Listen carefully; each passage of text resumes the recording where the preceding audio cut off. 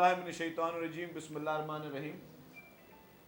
तमाम मीडिया के दोस्तों से, भाइयों के, जो कैमरामैन हजरात हैं, आप सबको अस्सलाम वालेकुम और लेट ईद मुबारक। आज की इस प्रेस कॉन्फ्रेंस का मकसद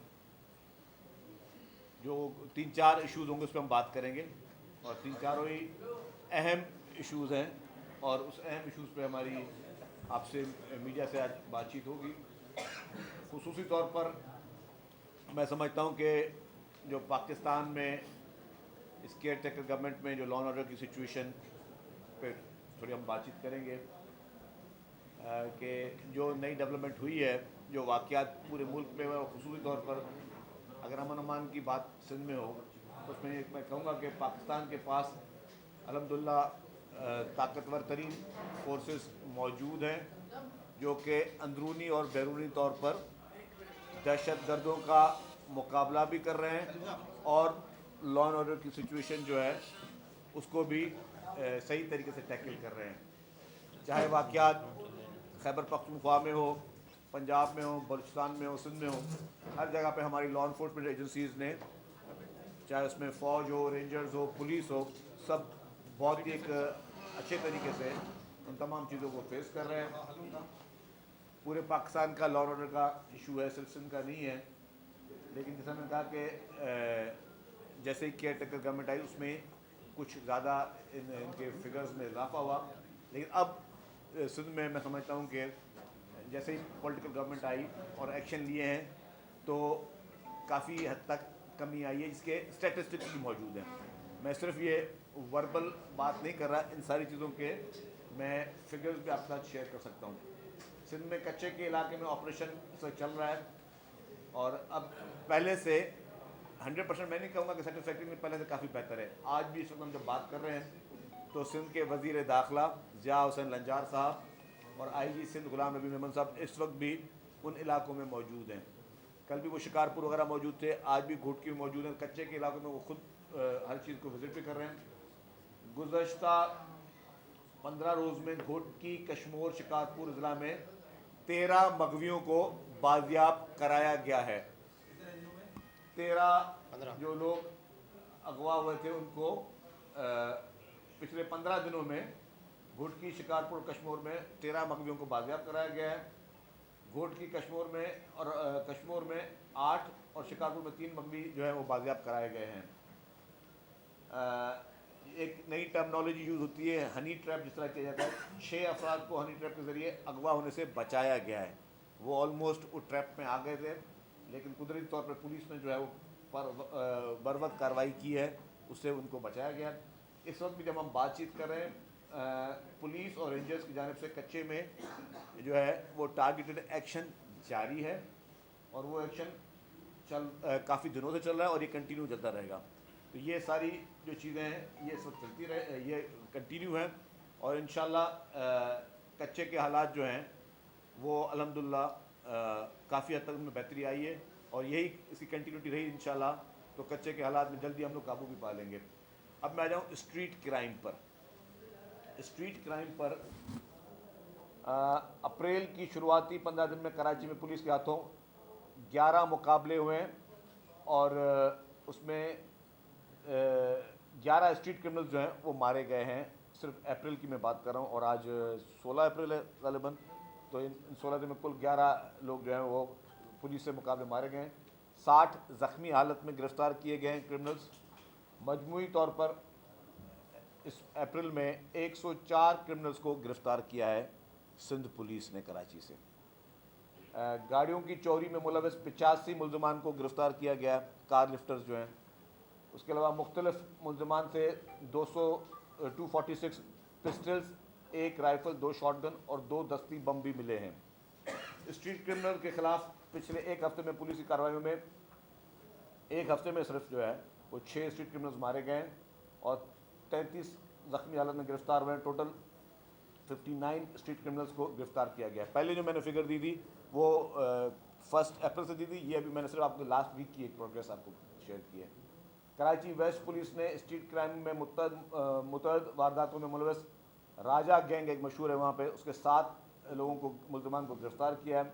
इस तरह कराची सेंट्रल पुलिस ने स्ट्रीट क्राइम के 8 वारदातों में मुलव्वस 3 स्ट्रीट क्रिमिनल्स को गिरफ़्तार किया है। क्यामाड़ी पुलिस ने मुकाबले के बाद 6 स्ट्रीट क्रिमिनल्स को गिरफ़्तार किया है जो कि स्ट्रीट क्राइम की मुतअद्दिद वारदातों में मुलव्वस थे।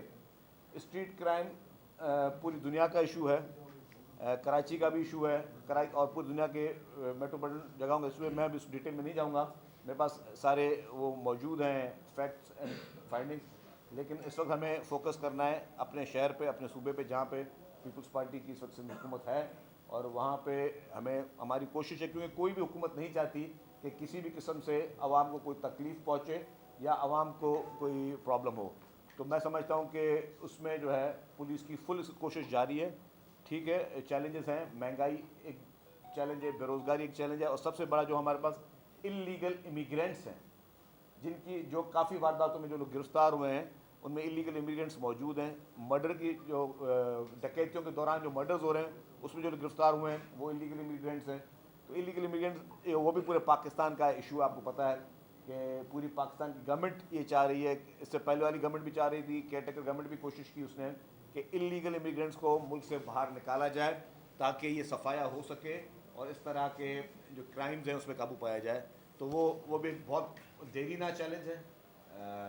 वो पुरानी अफगान वॉर से वो हम सबको उसको फेस कर रहे हैं, लेकिन उस पर भी कोशिश हो रही है कि इन सारे क्राइम्स पे काबू पाया जाए। मैंने जिस तरह कहा कि कोई भी हुकूमत नहीं चाहती कि जी हुकूमत के लिए बदनामी का बायस बने कोई भी स्ट्रीट क्राइम या कोई भी अगवा डकैती, लेकिन डेफिनेटली मुआशरे में कुछ जो इशूज़ हैं उस पर हमने बड़ी सीरियसनेस के साथ, हाँ कोताही तब होनी चाहिए जब आप देखें कि जी आप एक इशू है और गवर्नमेंट सो रही हो, गवर्नमेंट कोई एक्शन नहीं ले रही तो फिर कोताही है।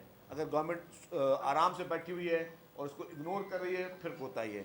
गवर्नमेंट लापरवाही से काम ले रही है फिर कोताही। लेकिन अगर गवर्नमेंट की सीरियसनेस, मैं बता रहा हूँ कि इस वक्त भी ईद के दिनों से लेके हमारे नए होम मिनिस्टर साहब, हमारे आईजी साहब इस वक्त फील्ड में मौजूद हैं, चीफ मिनिस्टर साहब पर्सनली, चीफ मिनिस्टर जो है वो एक एक सूरत हाल को खुद जायज़ा भी ले रहे हैं, वो पर्सनली भी वो पुलिस को की मीटिंग्स कर रहे हैं। जब उन्होंने ओथ लिया था चीफ मिनिस्टर तो उन्होंने पहली मीटिंग लॉ एंड ऑर्डर की सीएम साहब ने, और उन्होंने उनकी सख्त इंस्ट्रक्शंस हैं पुलिस को भी और तमाम इदारों को कि जी हर कोई अपने वो काम करे और ये जितने भी इस वक्त मुआशरे में इस तरह के चैलेंजेस हैं उनको फेस किया जाए।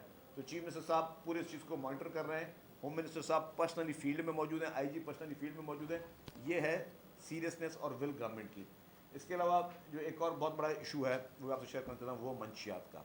मंशियात का इशू पूरे पाकिस्तान में है, इसी तरह मंशियात का इशू सिंध में भी है, और ड्रग्स में ख़ास तौर पर मैं जो बात करना चाह रहा हूँ, मैं आई विश कि मैं जो मैसेज देना चाह रहा हूँ वो लोगों को पहुँचे। ड्रग्स में एक ड्रग जो नई इंट्रोड्यूस हुई है पाकिस्तान में वो है क्रिस्टल एंड आइस, और ये इतनी ख़तरनाक ड्रग है कि अल्लाह ना करे अगर किसी भी शख्स का औलाद या कोई शख्स खुद उसका इस्तेमाल करता है तो उसका बिहेवियर जो होता है वो ज़ॉम्बी की तरह हो जाता है, और ज़ॉम्बीज़ की तरह बिहेवियर में फिर वो कुछ नहीं देख पाते, उनकी जो सोचने की सलाहियत है वो फ़ौरन ख़त्म हो जाती है।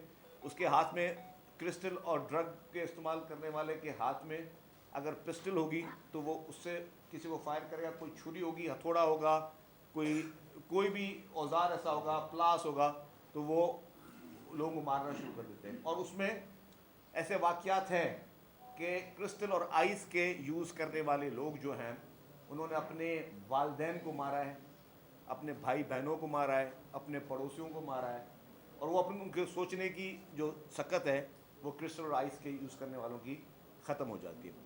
इसके ख़िलाफ़ पीपल्स पार्टी की लीडरशिप ने सख्ती से अहकाम दिए, चीफ मिनिस्टर साहब ने फुल मैंडेट दिया, क्योंकि मुझे जैसे ही एक्साइज एंड नारकोटिक्स की मिनिस्ट्री मिली तो मैंने पहला काम, मैंने कहा बाकी सारी चीज़ें बाद में ये करेंगे कि नारकोटिक्स की लानत को इस सूबे से पाक कर रहा है हर सूरत में।